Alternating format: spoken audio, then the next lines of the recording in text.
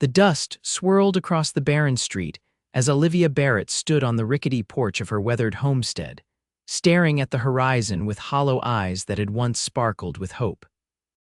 The year was 1875, and Circleville, Texas, was no place for a widow with 5 hungry children and a mountain of debts left by a husband who'd gambled away their future before typhoid fever claimed his life. "Mama, Henry's crying again," called 8-year-old Sarah from inside the small wooden house, her voice tinged with the weariness no child should know. Olivia pushed a strand of copper hair from her face, tucking it back into her loosening bun. At 32, the lines around her eyes told stories of hardship that had aged her beyond her years. She'd been beautiful once, or so people had told her. Now she was simply tired bone, tired in a way that sleep couldn't remedy. "I'm coming," she called, forcing her feet to move when all she wanted was to sink to her knees and surrender to the crushing weight of her circumstances. Inside the modest 2-room home, her children waited. Sarah, the oldest at 8, already mothered the others with a seriousness that broke Olivia's heart. 6-year-old James stood by the window, watching the street with his father's curious eyes. The twins, Elizabeth and Emma, both 4, sat playing with corn husk dolls in the corner, while baby Henry, just 10 months old, wailed in his makeshift cradle. Olivia lifted Henry to her shoulder, bouncing him gently as she surveyed their home. The shelves were nearly bare. A handful of dried beans, some cornmeal, and a small sack of flour were all that remained of their provisions. The rent was due in 3 days, and Mr. Hawkins, the banker who owned half the properties in Circleville, had made it clear that his patience had run out. "We'll manage," Olivia whispered into Henry's soft hair, though she had no idea how. Her sewing brought in a pittance, barely enough to feed them once a day. The drought had withered what little garden they had, and most folks in town were struggling themselves. A knock at the door startled her from her worries. Sarah looked up with wide eyes. Visitors were rare and rarely brought good news. "Mrs. Barrett." The voice was deep, unfamiliar. Olivia opened the door to find a tall man standing on her porch, hat in hand. The sun at his back cast his face in shadow, but she could make out broad shoulders and a stance that spoke of confidence. "Yes," she answered cautiously. The man stepped forward into the light, revealing features weathered by sun and wind, but handsome in their ruggedness. Dark hair curled at his collar, and eyes the color of a summer storm regarded her thoughtfully. "Name's Thomas Donnelly, madam, new foreman at the Circle D Ranch." He cleared his throat. "I understand you do mending and sewing work." Olivia nodded, adjusting Henry on her hip. "I do, Mr. Donnelly, though I'm afraid I'm a bit behind on orders at present."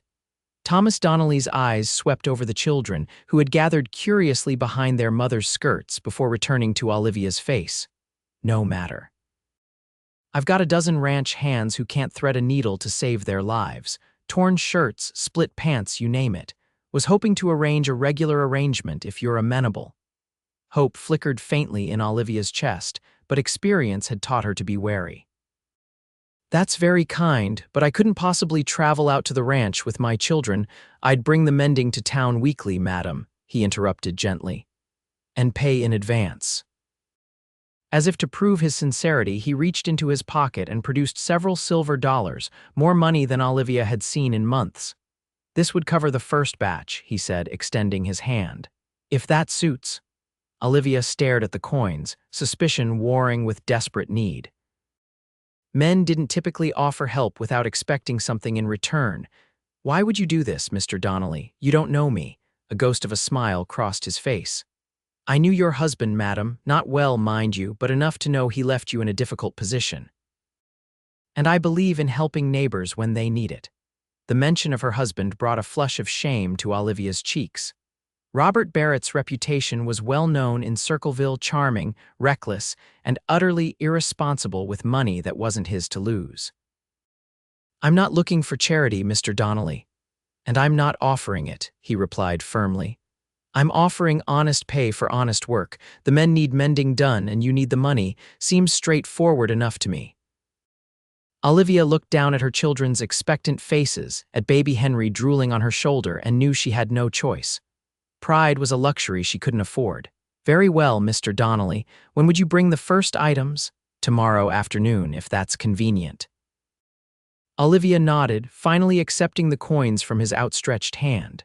Thank you, she said softly. Thomas Donnelly replaced his hat with a nod. Until tomorrow, Mrs. Barrett. As he turned to leave, Sarah tugged at her mother's skirt. Will we have bread tonight, Mama? Olivia closed her fingers around the coins, feeling their weight like a promise. Yes, sweetheart, we'll have bread tonight. True to his word, Thomas Donnelly returned the following afternoon with a burlap sack full of torn clothing. Olivia was prepared this time, having cleared her small table and set up her sewing basket. The men are hard on their things, he apologized as she surveyed the pile of shirts, pants, and socks, most with tears that spoke of hard labor and harder falls. I've seen worse, she replied, thinking of Robert's clothes, often damaged in drunken brawls or careless accidents. Thomas hesitated, then produced a small bundle wrapped in brown paper. Also brought something for the little ones. Nothing fancy, just some hard candy and dried apples from the cook's stores. Before Olivia could protest, the children had spotted the package, their eyes lighting up with rare excitement. May we, Mama? Sarah asked, already reaching for the bundle. Olivia nodded, unable to deny them such a simple pleasure. What do you say to Mr. Donnelly? A chorus of thank you, sir, filled the small room, bringing a genuine smile to Thomas's face. It transformed him, softening the hard lines and revealing a dimple in one cheek. You're most welcome, he replied, his eyes catching Olivia's over the children's heads. Something passed between them, an acknowledgement, perhaps, of shared understanding. I should let you get to your work, he said after a moment. I'll return in 3 days for the mending, if that gives you enough time. More than enough, Olivia assured him. And thank you again, Mr. Donnelly. Thomas, please, he corrected her. Mr. Donnelly was my father, and hearing it makes me look over my shoulder expecting to see him. Olivia hesitated, then nodded. Thomas, then. After he left, Olivia sat at her table, fingering the worn fabric of her ranch hand's shirt. The steady work was a blessing, but something about Thomas Donnelly unsettled her. Not in a frightening way, but in a manner that reminded her she was still young, still a woman beneath the layers of grief and worry. Foolishness, she murmured to herself, threading her needle with practiced ease. She had 5 children to raise and no time for girlish fancies about a kind-eyed cowboy. The first week of their arrangement passed without incident. Thomas brought mending, Olivia completed it, and he paid her promptly. Sometimes he stayed a few minutes to chat with the children, who had taken to watching for him from the window. James particularly had developed a case of hero worship, peppering Thomas with questions about horses and cattle drives. On his 4th visit, Thomas arrived as storm clouds gathered on the horizon. Going to be a bad one, he noted, glancing up at the darkening sky. Might want to secure anything you've got outside. Olivia looked anxiously at the patched roof. The south corner leaks when it rains hard. I've been meaning to fix it, but I could take a look at it now if you'd like, Thomas offered. Got my tools on my horse. Before Olivia could respond, a gust of wind rattled the windows and the first fat drops of rain began to fall. Quickly then, she agreed. Thomas worked efficiently, climbing onto the roof with ease despite the increasing rain. Olivia watched from below, holding an old blanket over Henry to keep him dry as she passed up nails and tools as needed. By the time Thomas finished, they were both soaked to the skin, but the patch he'd placed over the weak spot in the roof seemed solid. You should come in and dry by the fire, Olivia said as he climbed down, his shirt clinging to the broad planes of his chest. Thomas hesitated. I wouldn't want to impose. It's hardly an imposition after you've just saved my floor from flooding, she countered. Besides, the children would be disappointed if you left without saying hello.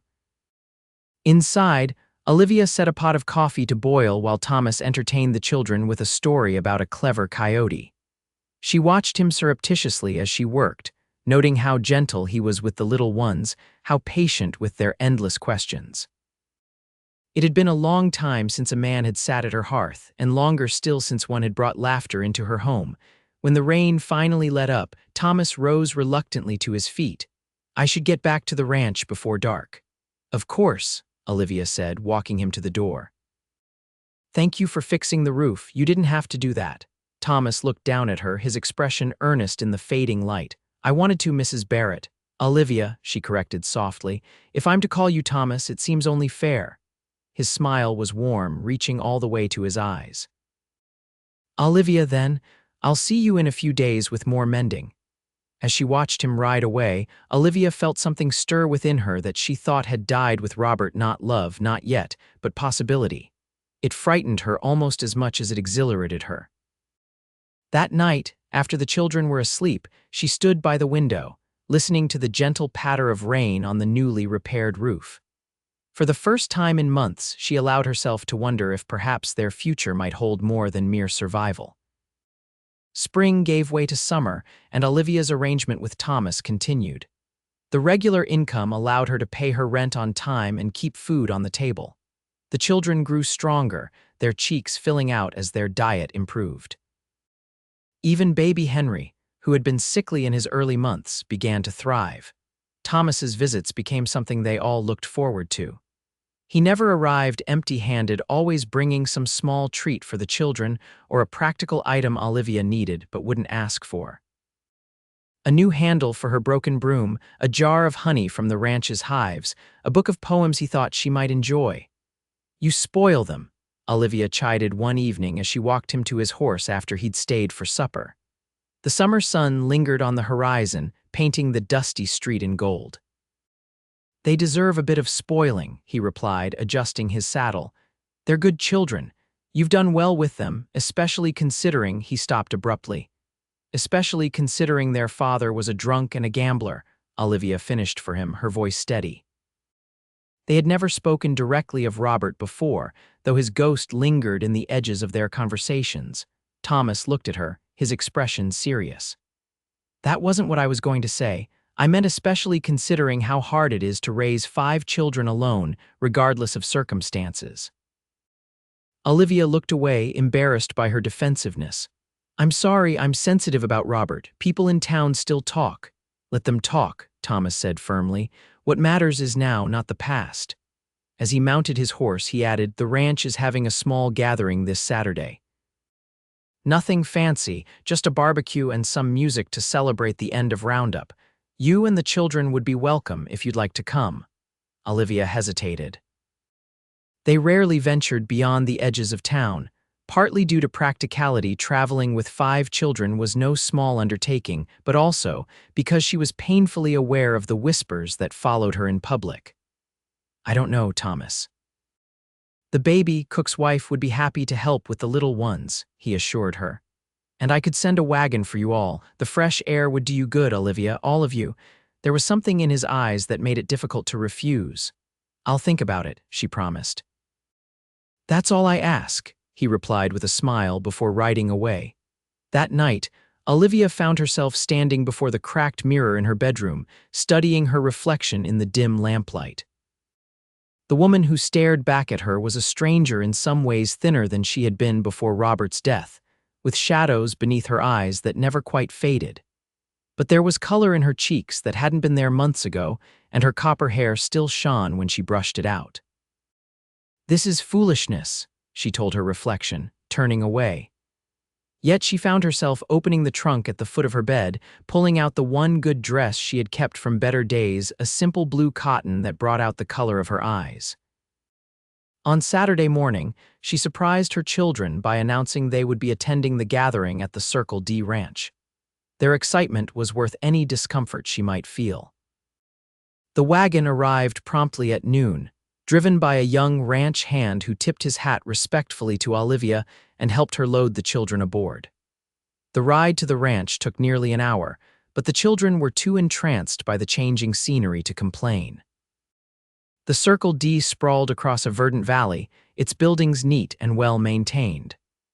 As they approached, Olivia could see a crowd gathered near a stand of oak trees, where long tables had been set up and a small band played cheerful tunes. Thomas spotted them as soon as they arrived, breaking away from a conversation to stride toward the wagon. He wore a clean white shirt and dark pants, his hair slicked back with water. The sight of him made Olivia's heart quicken in a way that was becoming disconcertingly familiar. "You came," he said, his smile wide as he helped her down from the wagon. "We did," she confirmed, smoothing her dress self-consciously. "Though I'm not sure how long we'll stay. The children will have the time of their lives," Thomas finished for her, already helping Sarah and James down. "There are games for the older ones and plenty of other children to play with. And I told you, Mrs. Wilkins is happy to help with the baby." As if summoned, a plump, motherly woman appeared at Thomas's side, beaming at Olivia. "You must be Mrs. Barrett. I'm Martha Wilkins, the cook's wife." "Oh, and this must be little Henry, may I?" She held out her arms to the baby, who, to Olivia's surprise, went to her without protest. "He's usually shy with strangers," Olivia murmured. "Babies know who they can trust," Mrs. Wilkins said with a wink. "Now, you go enjoy yourself. Have something to eat, listen to the music. I'll bring this little man back when he gets hungry." Before Olivia could protest, the woman had whisked Henry away, cooing to him softly. The other children had already scattered, drawn by the sounds of laughter and play. Thomas offered his arm. "Shall we?" Olivia hesitated only a moment before placing her hand in the crook of his elbow. "Lead the way." The afternoon passed in a blur of introductions, conversation, and more laughter than Olivia had experienced in years. To her surprise, the ranch hands and their families welcomed her warmly, with no hint of the judgment she had come to expect in town. "They're good people," Thomas explained as they sat together at one of the long tables, watching Sarah and James participate in a sack race. "Hard workers, and most have known their share of troubles. They don't have time for petty gossip." Olivia sipped the lemonade he had brought her, tart and sweet on her tongue. "It's nice being somewhere people don't look at me and see only Robert's mistakes." Thomas's gaze was steady. "What do you think I see when I look at you, Olivia?" The directness of his question caught her off guard.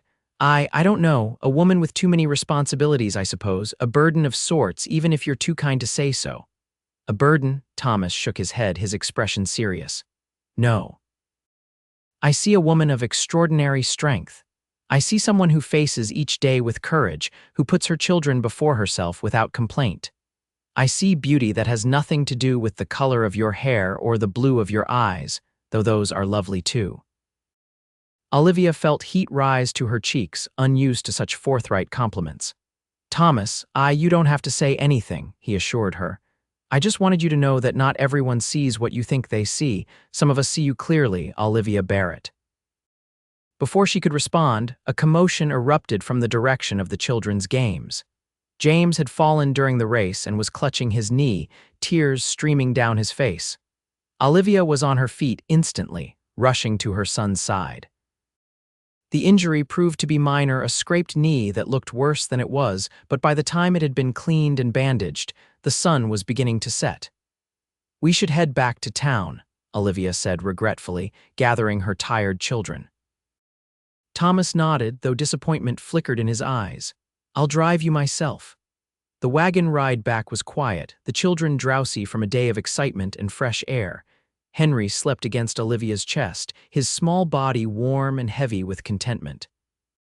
"Thank you for today," Olivia said softly as the lights of Circleville came into view. It was good for all of us." Thomas glanced at her in the fading light. "It doesn't have to be a one-time occasion, you know. The ranch is always open to you." As he helped her and the children down from the wagon in front of their small house, Thomas lingered, seemingly reluctant to leave. "Olivia," he began, his voice low so the children wouldn't hear, "I want you to know that my interest in you and your family isn't just about helping a neighbor. I care for you more than I probably should say at this point." Olivia's heart hammered in her chest. "Thomas, I have 5 children. My life is complicated. I'm aware of that," he replied with a gentle smile. "And I'm not asking for anything right now. I just wanted you to know where I stand. The rest is up to you." With that, he tipped his hat and climbed back into the wagon, leaving Olivia standing on her porch with a riot of emotions she hadn't felt in years. As summer blazed into its fullest heat, Olivia found herself thinking of Thomas more often than she cared to admit. Their interactions remained cordial, but charged with an undercurrent that was impossible to ignore. Then came the day in late July when Thomas failed to appear with the weekly mending. Olivia tried to quell her disappointment, telling herself he was likely busy with ranch work. But when a second week passed with no word, worry began to gnaw at her. It was Sarah who brought the news, running home from her errand to the general store with wide, frightened eyes. "Mama, they're saying Mr. Donnelly was hurt. There was an accident with some wild horses he was breaking." Olivia's blood turned to ice. "Who told you this?" Mr. Peterson at the store. "He said Mr. Donnelly's been laid up at the ranch for over a week." Without allowing herself to think too hard about what she was doing, Olivia made arrangements with her neighbor to watch the children, packed a basket with fresh bread and the honey Thomas had given her, and hired a wagon to take her to the Circle D Mrs. Wilkins met her at the main house, her kind face creased with worry. "Oh, Mrs. Barrett, he'll be so pleased you've come. He's been a terrible patient, refusing to stay in bed when the doctor ordered rest." "How bad is it?" Olivia asked, her throat tight with fear. "Broken leg and some nasty bruising. Could have been much worse. That stallion meant to kill him from what the boys said, but he's healing. Just needs to be patient, which isn't in that man's nature." She led Olivia to a room at the back of the house, knocking softly before opening the door. "Thomas, you have a visitor." Thomas was propped up in bed, his right leg encased in a splint and elevated on pillows. His face was drawn with pain, but his eyes lit up when he saw Olivia. "I'll leave you two to visit," Mrs. Wilkins said with a knowing smile, closing the door behind her. "You shouldn't have come all this way," Thomas said, though his expression belied his words. "Why didn't you send word?" Olivia countered, setting her basket on the bedside table. "I was worried when you didn't come to town." A sheepish look crossed his face. "I didn't want to worry you. And I was hoping to be back on my feet before you noticed I was gone." "Well, that plan clearly failed," she said, trying for sternness but unable to keep the relief from her voice. "Sarah heard about it at the general store," Thomas grimaced. "News travels fast." "Yes, it does." Olivia hesitated, then sat carefully on the edge of the bed. "How bad is it, truly?" "Bad enough to keep me from riding for a few weeks, not bad enough to complain about," he replied, shifting uncomfortably. "The doctor says I was lucky. The horse could have crushed me." The thought of it made Olivia's chest tighten with an emotion she wasn't ready to name. "You need to be more careful. There are people who would miss you if something happened." Thomas's gaze softened. "Are you among them, Olivia?" She looked down at her hands, twisting in her lap. "You know I am." "Do I?" he challenged gently. "You've kept me at arm's length since the day we met." "For good reason," she replied. "I have 5 children who depend on me completely. I can't afford to make another mistake. Is that what you think I'd be, a mistake?" There was hurt in his voice now. Olivia looked up, meeting his eyes. "No, that's what terrifies me. Because if you're not a mistake, if you're as good and kind as you seem, then I might start hoping again. And hope is dangerous for a woman in my position." Thomas reached out, taking her hand in his. His palm was rough with calluses, warm against her skin. "Hope isn't dangerous, Olivia. It's necessary. Without it, we're just surviving, not living." She didn't pull away. "And what are you hoping for, Thomas Donnelly?" His thumb traced circles on the back of her hand. "A chance, that's all. A chance to show you that life can be more than what it's been, for you and for your children." The sincerity in his voice broke something open inside her, a door she had kept firmly closed since Robert's death. "I'm afraid," she admitted softly. "So am I," he confessed with a small smile, "but I think it might be worth it." Before she could respond, a commotion in the hallway announced the arrival of Mrs. Wilkins with a tray of food and medicine. The moment between them passed, but something had shifted, a decision half made in the quiet of that sick room. As Olivia prepared to leave, Thomas caught her hand once more. "Will you come back?" "Yes," she promised. "But next time I'm bringing the children, they've been asking about you." His smile was like the sun breaking through clouds. "I'd like that." True to her word, Olivia returned to the Circle D 3 days later with all 5 children in tow. The visit was chaotic but filled with laughter as Thomas entertained the older ones with stories and allowed baby Henry to play with his pocket watch, much to Olivia's dismay. "He'll break it," she protested. "Then I'll get it fixed," Thomas replied with a shrug. "It's worth it to see him smile." As Thomas's recovery progressed, their visits became a regular occurrence. Sometimes Olivia would bring mending to work on while they talked, picking up the work Thomas had been unable to deliver. Other times they would simply sit on the ranch house porch, watching the children play under Mrs. Wilkins's watchful eye. It was during one such visit, as summer began to give way to fall, that Thomas finally spoke the words that had been building between them. "I love you, Olivia," he said simply, his eyes fixed on the distant hills. "I think I have since the first time I saw you standing on your porch, looking so brave and so tired all at once." Olivia's hands stilled in her lap. "Thomas, you don't have to say it back," he continued. "I know this is complicated. I know you have your children to think of, and that trust doesn't come easily to you after what you've been through, but I wanted you to know." She turned to look at him, this man who had walked into her life when she had no hope left, who had seen value in her when she felt worthless.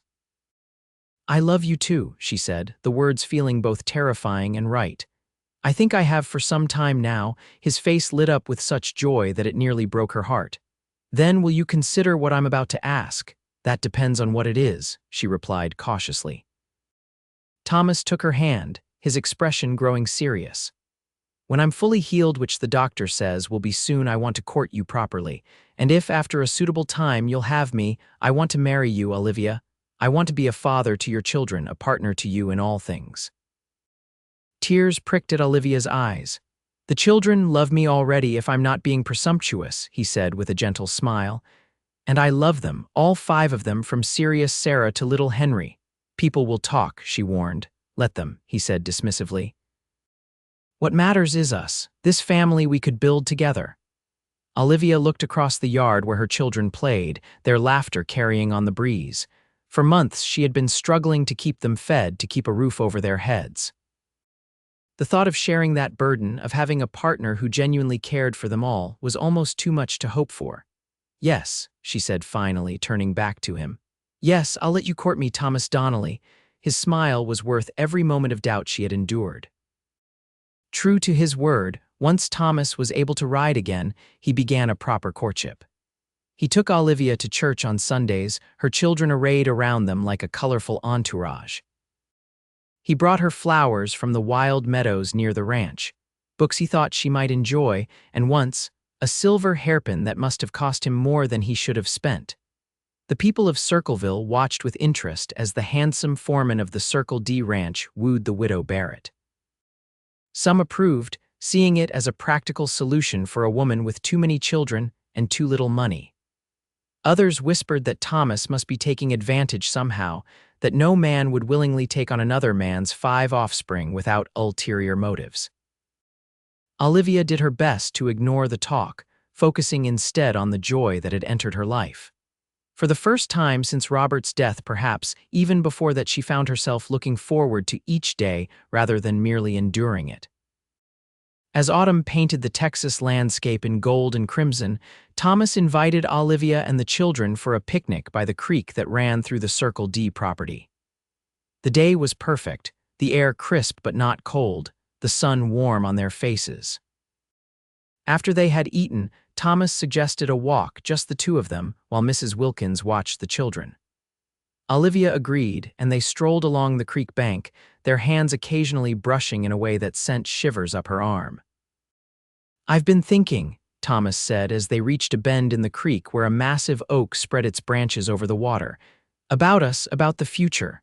Olivia glanced at him, noting the serious set of his jaw. "Oh. I know we agreed to a proper courtship, and it's only been a few months," he continued, stopping to face her. "But I'm not a patient man, Olivia, and I think we both know where this is heading." Her heart began to race. "Thomas, let me finish," he said gently, taking both her hands in his. "I've never been good with fancy words, so I'll just say it plain. I love you, Olivia Barrett. I love your children as if they were my own, and I want us to be a family officially, permanently." He reached into his pocket and pulled out a small velvet box. Opening it, he revealed a simple gold band set with a single, modest diamond. "It's not much," he said apologetically. "Not what you deserve, it's perfect," Olivia interrupted, her vision blurring with tears. Thomas dropped to one knee, wincing slightly as his healing leg protested. "Olivia Barrett, will you marry me? Will you let me be a husband to you and a father to your children? Will you make a family with me?" The tears spilled over then, coursing down Olivia's cheeks. "Yes," she whispered. "Yes, Thomas." He slid the ring onto her finger, then stood and gathered her into his arms, his lips finding hers in a kiss that promised a future brighter than she had dared to imagine. When they returned to the picnic site, hand in hand, the children noticed the ring immediately. Sarah's eyes widened and James let out a whoop of excitement. "Are you going to be our pa now?" Emma asked, looking up at Thomas with solemn eyes. Thomas knelt down to her level, his expression serious. "If you'll have me, yes, I'd be honored to be your pa." Emma considered this for a moment, then nodded decisively. "Good, we need a pa, and you tell better stories than Uncle James from church."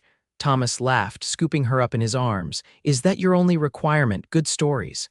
"And candy," Elizabeth chimed in, not to be outdone by her twin. "Sometimes? I think I can manage that," Thomas agreed with a wink at Olivia. The older children were more circumspect, but no less pleased. Sarah hugged Thomas tightly, whispering a thank you in his ear that brought a suspicious moisture to his eyes. James asked serious questions about whether they would live at the ranch or in town, practical concerns that showed he had been carrying more worry than a 6-year-old should. Only baby Henry, too young to understand the significance, continued playing with the grass, occasionally offering a leaf or stone to whoever would take it. That evening, as they rode back to town in Thomas's wagon, Olivia leaned against his shoulder, her children sleeping around them in a pile of contentment. "When?" she asked softly. "When should we marry?" Thomas's arm tightened around her shoulders. "As soon as you're ready." "Tomorrow, if you'd have me," Olivia laughed softly. "That might cause more talk than even we can weather, but I don't want a long engagement either." 2 weeks, Thomas suggested. "Time enough to make arrangements, not long enough for either of us to change our minds." "As if I would," Olivia replied, tilting her face up to his. Thomas's kiss was gentle, mindful of the sleeping children. 2 weeks, then, and after that, Mrs. Donnelly, we have the rest of our lives." The next 2 weeks passed in a flurry of preparation. Olivia used some of her carefully saved earnings to make a new dress, not white, which would have been inappropriate for a widow, but a soft blue that matched her eyes. The children, too, received new clothes, their excitement growing as the day approached. Thomas, meanwhile, made preparations at the ranch. The foreman's cabin, a short distance from the main house, was thoroughly cleaned and expanded with a new room added for the older children. Mrs. Wilkins supervised the work, adding feminine touches that she thought Olivia might appreciate: curtains at the windows, a braided rug by the hearth, wildflowers in mason jars on every available surface. The wedding itself was a simple affair, held in the small church in Circleville with Reverend Peterson officiating. More people attended than Olivia had expected, including most of the hands from the Circle D and, to her surprise, several townspeople who had previously kept their distance. "People respect Thomas," Mrs. Wilkins explained as she helped Olivia with her hair before the ceremony.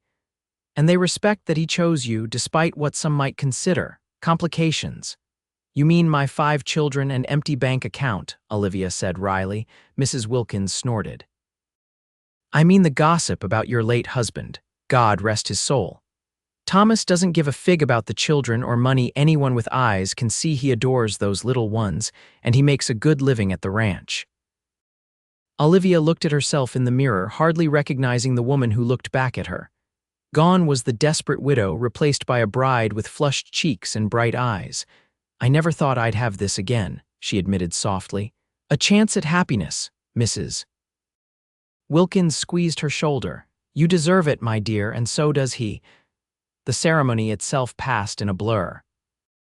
Olivia would later remember fragments Sarah's proud face as she held baby Henry, the twins in matching dresses bouncing with excitement, James standing tall beside Thomas like a miniature groomsman.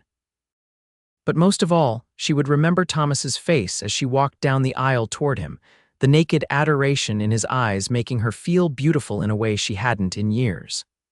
"I take you, Olivia, to be my lawfully wedded wife," he vowed, his voice steady and sure. "To have and to hold, from this day forward, for better or worse, for richer or poorer, in sickness and in health, to love and to cherish until death do us part." As Olivia repeated the vows, she felt the last of her reservations fall away. This was right. This was where she and her children belonged. "I now pronounce you man and wife," Reverend Peterson declared. "You may kiss your bride." Thomas's kiss was tender but promising, a pledge of the life they would build together.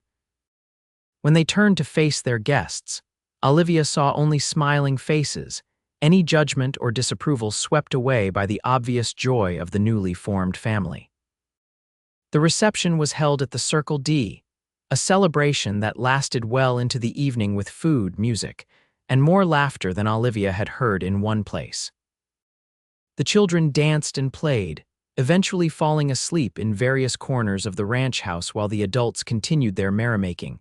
As the last guests departed, Thomas found Olivia on the porch, watching the stars emerge in the clear Texas sky. "Happy, Mrs. Donnelly?" he asked, wrapping his arms around her from behind. The name sent a thrill through her. "Very, Mr. Donnelly.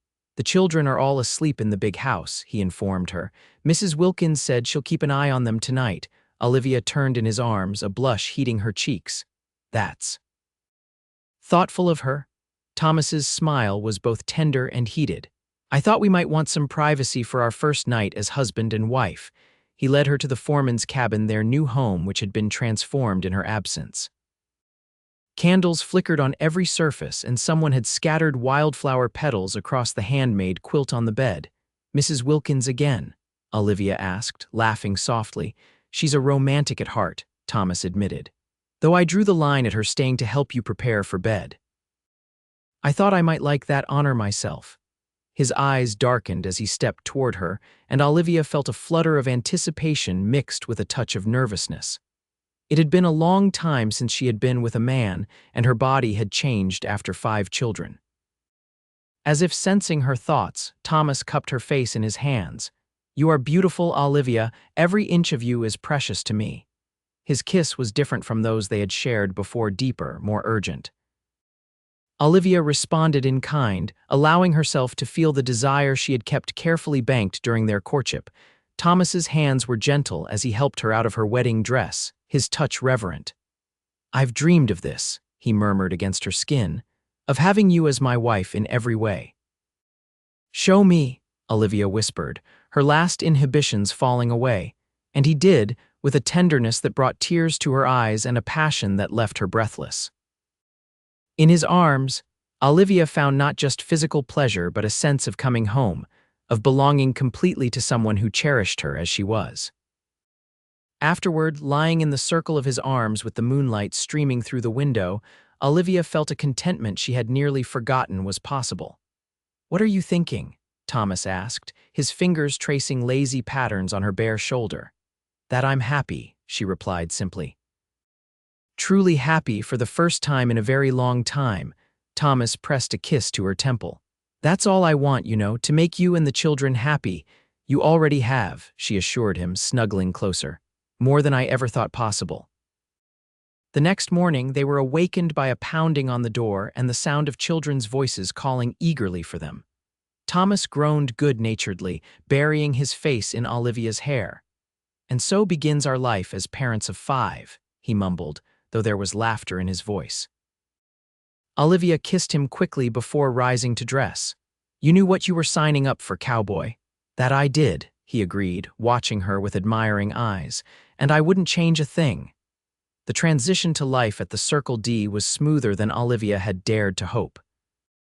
The children adapted quickly to their new home, reveling in the space to run and play after the constraints of their small house in town. Sarah helped with the cooking, blooming under Mrs. Wilkins's praise. James followed Thomas everywhere, soaking up knowledge about horses and cattle with an enthusiasm that suggested he might follow in his stepfather's footsteps. The twins, Elizabeth and Emma, became the darlings of the ranch, their identical faces and mischievous ways endearing them to even the gruffest of the cowboys.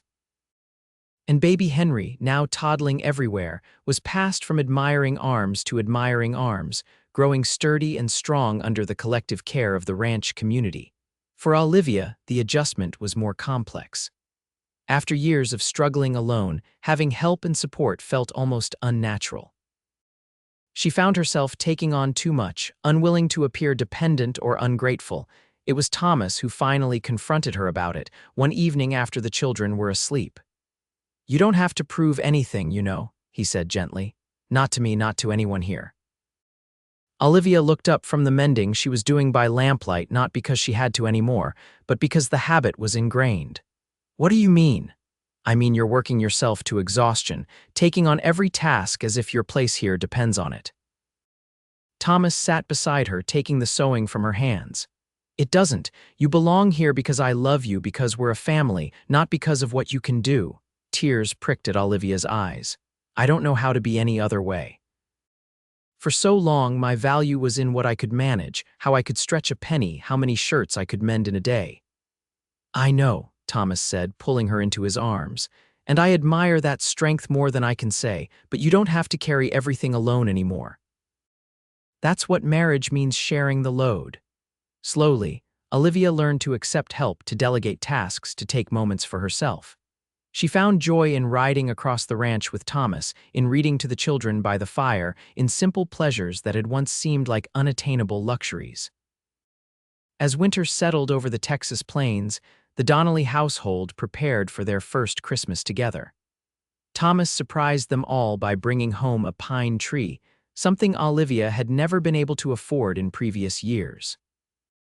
"We'll decorate it together," he announced to the children's delight, "with popcorn strings and paper ornaments." The evening they spent adorning the tree became one of Olivia's most cherished memories, the children's excitement, Thomas's patient assistance, the warm glow of family that surrounded them all. On Christmas morning, there were presents for everyone, practical gifts mostly, but each chosen with care. New boots for James, a doll for each of the twins, a picture book for Sarah who loved to read, and soft blocks for Henry. For Olivia, Thomas had a special gift, a locket containing miniature portraits of all 5 children, which he had commissioned from a traveling artist months before. "So you can keep them close to your heart," he explained as he fastened it around her neck. Olivia touched the locket reverently, then threw her arms around her husband. "It's perfect, thank you." Thomas's own gift from Olivia was more modest, a hand-knitted scarf and a new journal for keeping ranch records, but his appreciation was no less genuine. "There's one more surprise," he said after all the gifts had been opened and exclaimed over, "but it's too big to wrap." He led them all outside, where a small, sturdy pony stood tethered to the porch rail, a red bow around its neck. "For the children," Thomas explained as James let out a whoop of joy. "Old Daisy here is gentle as can be, perfect for beginners to learn riding." "Thomas, you shouldn't have," Olivia began, thinking of the expense. "I wanted to," he interrupted firmly. "Every child on a ranch should know how to ride, and Daisy was going cheap because her owner moved east." The children's excitement was all the justification needed, their faces alight with wonder as they cautiously approached the placid pony. Thomas showed them how to offer a flat palm with a carrot, how to stroke Daisy's nose and speak soothingly to her. "We'll start lessons tomorrow," he promised. "One at a time, with me leading Daisy until you get the hang of it." That night, after a Christmas feast that Mrs. Wilkins had helped prepare and the children were finally asleep, exhausted from the day's excitement, Thomas and Olivia sat before the fire, her head on his shoulder. "Happy?" he asked, echoing the question he had asked on their wedding night. "Beyond words," Olivia replied truthfully. "You've given us so much, Thomas," he shook his head, pulling her closer. "You've given me more, a family, purpose, love. I was just going through the motions before I met you, Olivia. Now I have a reason to wake up each morning." Olivia smiled, remembering how bleak her own mornings had once seemed. "We've both been blessed." As winter gave way to spring, life at the Circle D settled into a comfortable rhythm. The children thrived under Thomas's guidance, even baby Henry, who was now running everywhere and attempting to form words. His first clear word was "Pa," directed at Thomas with such a beaming smile that it brought tears to the big man's eyes. "He knows," Thomas said wonderingly. "Even though I'm not his blood father, he knows I'm his pa." "Of course he does," Olivia replied, watching the bond between her husband and youngest child with a full heart. "You've been there for him, loving him. That's what a father is." It was around this time that Olivia began to suspect she might be expecting a child, Thomas's child. The signs were familiar to her after 5 pregnancies. The subtle changes in her body, the fatigue, the sudden aversions to certain foods. She kept her suspicions to herself at first, wanting to be certain before sharing the news with Thomas. But as weeks passed and her symptoms persisted, she knew she could no longer delay. She chose a quiet evening when the children were asleep. The ranch work was done, and they sat together on the porch, watching the stars emerge. "Thomas," she began, her heart fluttering with a mixture of excitement and nervousness, "I have something to tell you." He turned to her, his expression curious. "What is it? We're going to have a baby," she said, watching his face carefully for his reaction. "In the late autumn, I think." For a moment, Thomas simply stared at her as if processing her words. Then a smile broke across his face, so radiant it seemed to light up the night. "A baby," he repeated, his voice filled with wonder. "Our baby?" Olivia nodded, relief washing through her at his obvious joy. "Yes, are you pleased?" In answer, Thomas gathered her into his arms, holding her as if she were made of the most precious glass. "Please doesn't begin to cover it," he whispered against her hair. Olivia, I don't have words for how happy this makes me." Pulling back to look at her, his eyes shining with emotion, he added, "Though I want to be clear, this child won't be any more mine than the 5 we already have. They're all ours now, every one of them." Olivia's heart swelled with love for this man who had embraced her children so completely, who saw no distinction between biological ties and the bonds of the heart. "I know," she assured him, "and they know it too." They decided to tell the children the next day, gathering them all in the main room after breakfast. Sarah, perceptive as always, seemed to sense that something important was about to be announced, her expression serious as she took her place on the sofa. "Your mother and I have some news," Thomas began, his arm around Olivia's waist. "Something wonderful that we want to share with all of you. Are we getting another pony?" James asked hopefully, making Thomas laugh. "No, not a pony," he replied. "Something even better. Your mama is going to have a baby, a little brother or sister for all of you." The reactions varied according to age and temperament. Sarah's eyes widened, a slow smile spreading across her face. James whooped with excitement, immediately peppering them with questions about when the baby would arrive and whether it would be a boy. The twins exchanged glances, then Emma asked thoughtfully, "Where will the baby sleep?" "With us at first," Olivia explained, touched by her daughter's practical concern. "Then we'll make space in your room if it's a girl, or with James if it's a boy." Only Henry seemed unimpressed by the news, more interested in the wooden block he was chewing than in the prospect of a new sibling. "He'll understand when the baby arrives," Thomas said, ruffling the toddler's hair affectionately. The news of Olivia's pregnancy spread quickly through the ranch community, met with genuine happiness from the Hands and their families. Mrs. Wilkins was particularly delighted, immediately setting about knitting baby blankets and planning what special foods she would prepare for Olivia to keep her strength up. "A ranch baby," she said approvingly. "Nothing better for bringing luck to a place." The months of Olivia's pregnancy passed with a peace she had never experienced in her previous ones. Where before she had worried constantly about money, about Robert's gambling, about how they would manage another mouth to feed, now she felt secure in Thomas's steady presence and provision. He was attentive without being smothering, making sure she rested when needed but never treating her as if she were invalid. He took on more of the children's care in the evenings, reading to them and overseeing their bedtime routines so Olivia could put her feet up. "You're spoiling me," she protested one night as he brought her a cup of chamomile tea and insisted on rubbing her swollen ankles. "I'm taking care of my wife and child," he corrected her, "as any decent husband would." As Olivia's belly grew, the children's excitement about the baby increased. Sarah helped prepare a corner of the bedroom for the new arrival, carefully washing and folding the baby clothes that had been stored away since Henry outgrew them. James built a small wooden cradle with Thomas's help, his face serious with concentration as he sanded the edges smooth. Even the twins got involved, drawing pictures to hang over the cradle and practicing their lullabies on a long-suffering Henry, who tolerated their attention with remarkable patience for a toddler. By the time autumn painted the Texas landscape in golds and reds, Olivia was ready for the baby's arrival. The nesting instinct had taken hold, and she found herself reorganizing cupboards and directing a thorough cleaning of the cabin, despite Thomas's insistence that she rest. "The baby won't care if the curtains have been washed," he pointed out reasonably. "I care," Olivia replied, though she did allow him to take over the heavier tasks. The baby, as it turned out, had its own timeline.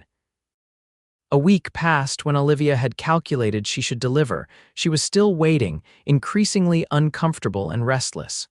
"Maybe it's too comfortable in there," Thomas suggested one evening as he helped her ease into a chair. "Can't say I blame it, you make a fine home." Olivia smiled despite her discomfort. "You're sweet, but I wish this child would make up its mind. Your son or daughter is as stubborn as you are." Thomas grinned, placing a hand on her rounded belly. "Just taking after its mama, I'd say."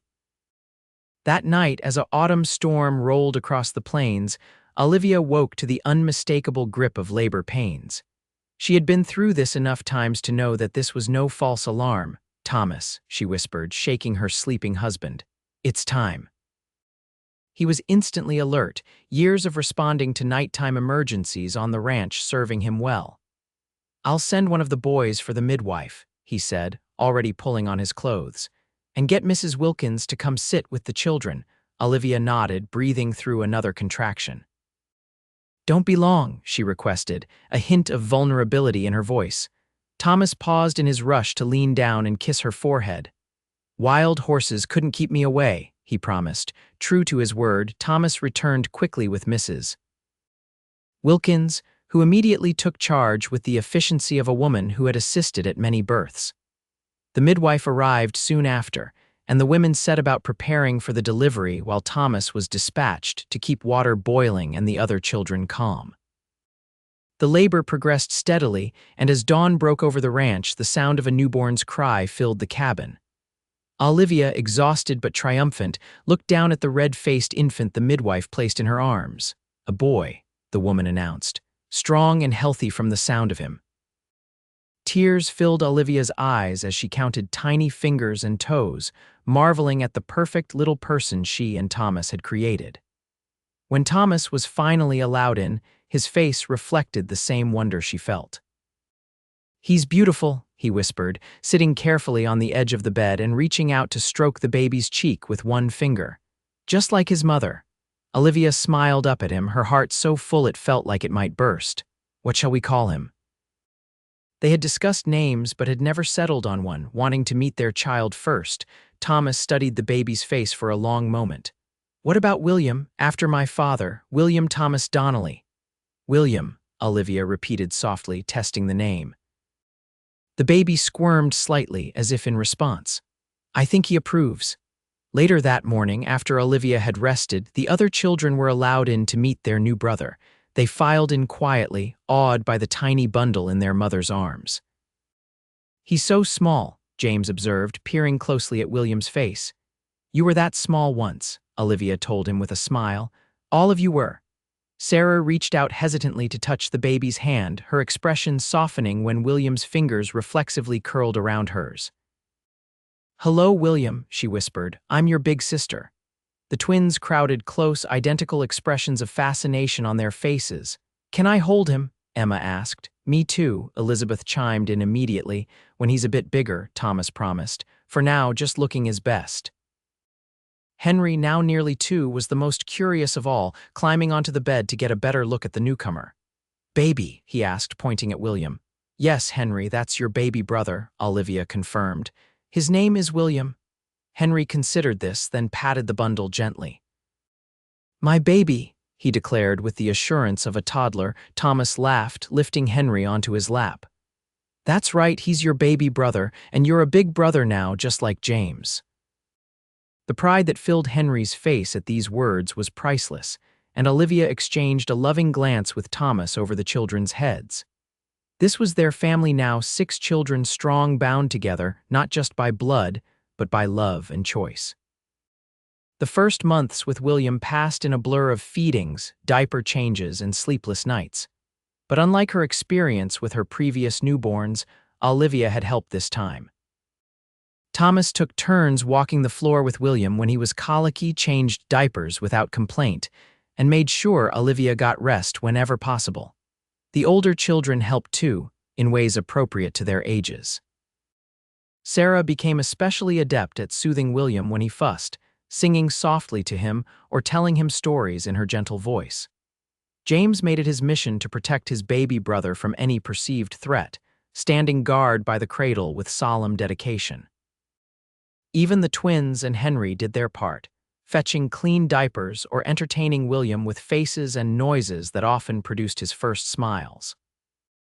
As spring returned to the Circle D, bringing with it new calves, fresh grass, and wildflowers, Olivia found herself reflecting on the journey that had brought her here.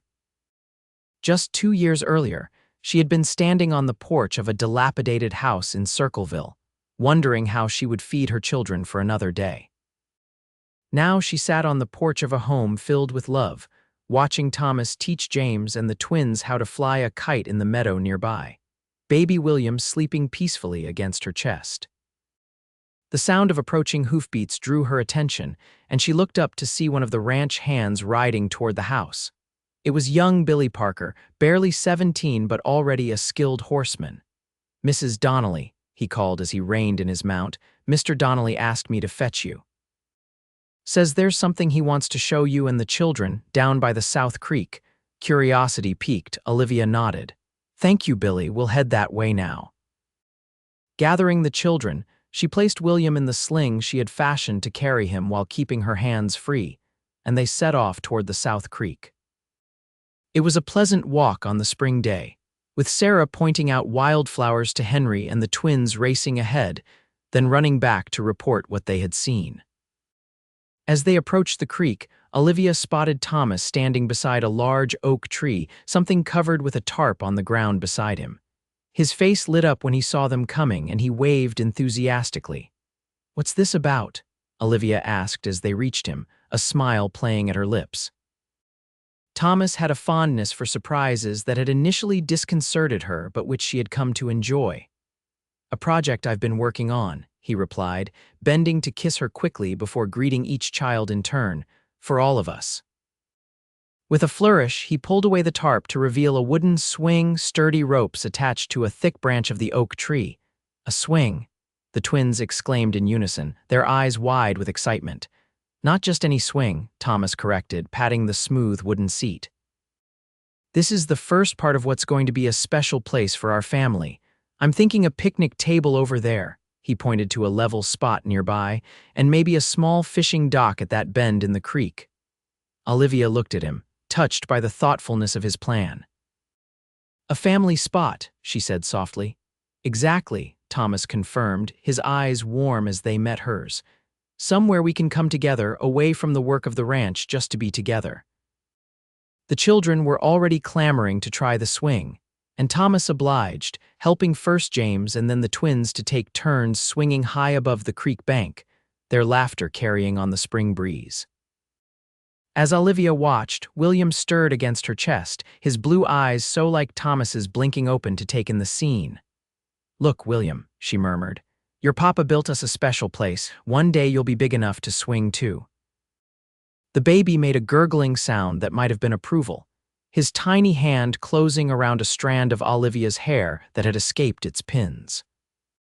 Later, after the excitement of the swing had been thoroughly explored, and they had spread a blanket for an impromptu picnic with the bread and cheese Thomas had thought to bring along, Olivia found herself leaning against her husband's solid shoulder, contentment washing over her.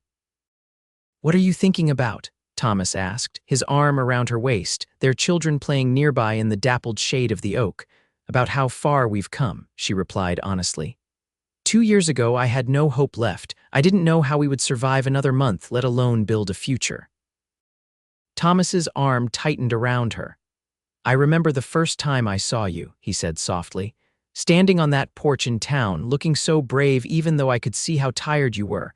I knew then that you were someone special, someone worth knowing." Olivia turned to face him, her hand coming up to cup his cheek. "You saved us," she said simply. Thomas shook his head. "No, love, you were already saving yourself and your children through sheer determination.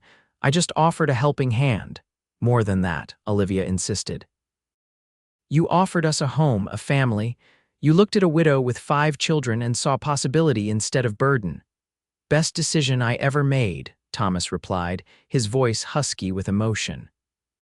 Waking up each morning next to you, watching these children grow, having William, I've been blessed beyond what I deserve.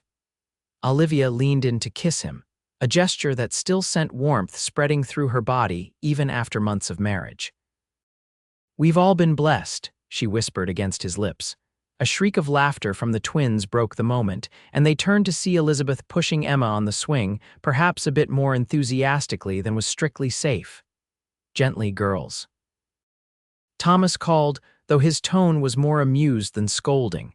As the afternoon sun began its slow descent, they packed up their picnic and headed back toward the cabin, the children tired but happy, William once again sleeping in his sling. We should do this more often, Thomas suggested as they walked, Henry on his shoulders and James at his side. Take time away from the work just for us.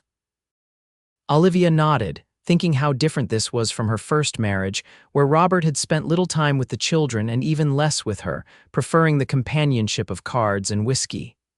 I'd like that, she agreed. The children too, I think.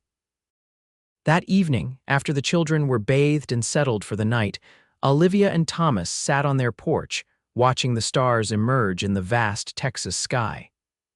William lay in his cradle beside them, occasionally making the small snuffling sounds of a contented infant. I never thanked you properly, Olivia said suddenly, breaking the comfortable silence between them. Thomas looked at her questioningly. For what? For that first morning when you came to our room at Mrs. Peterson's boarding house. She smiled at the memory, though at the time it had been anything but amusing. We had just been evicted from our house, I had no money left, and the children were hungry. I was at the end of my rope, Thomas, and then you knocked on our door. Thomas took her hand, his thumb tracing circles on her palm. I remember, you looked like you hadn't slept in days. I hadn't, Olivia admitted. I was trying to figure out what to do next, where we could go. And then you came in with breakfast for everyone, and you said, we will grow together, Thomas finished for her, the words coming back to him clearly. I remember. I'd been watching you struggle for weeks, wanting to help but not knowing how you'd take it. Olivia squeezed his hand. I thought you were crazy, honestly, or that you wanted something in return. Men usually did. Thomas's face darkened momentarily at the implication, but he nodded. I know, that's why I tried to be careful, to respect your boundaries, but I meant what I said that morning, Olivia. I saw something in you, in your children, that made me believe we could build something together. And we have, Olivia said, gesturing to the cabin, the ranch beyond, the cradle where their sons slept peacefully. More than I ever dreamed possible. Thomas pulled her closer, pressing a kiss to her temple. This is just the beginning, he promised. We have years ahead of us, watching these children grow, maybe adding a few more to our brood. Olivia laughed softly. Let's give William a bit more time before we think about that. Fair enough, Thomas agreed with a chuckle. But the point stands. What we have now is wonderful, but there's so much more to come. So many more moments like today by the creek, so many more milestones for the children, so many more nights like this. Olivia rested her head on his shoulder, feeling the steady beat of his heart beneath her cheek. He was right, of course. Their story was still unfolding, each day bringing new challenges and joys. I love you, she whispered, the words simple but heartfelt. And I love you, Thomas replied, his voice a rumble beneath her ear. Now and always. As the stars wheeled overhead and their sons slept beside them, Olivia Barrett, Donnelly, once a desperate widow with no hope left, felt the future stretching out before them like the vast Texas sky, full of promise and possibility. They had grown together, just as Thomas had promised that early morning when he had entered their lives. And they would continue to grow, their roots intertwined, their branches reaching toward the sun, a family tree that had been planted in love and watered with faith. The night deepened around them, but neither felt any urgency to move inside. This moment, quiet, perfect in its simplicity, was one to savor, a memory to store away for the inevitable difficult days that life would bring. For now, it was enough to sit together, hand in hand, watching over their sleeping son and the home they had built from hope and hard work and love. It was enough. It was everything.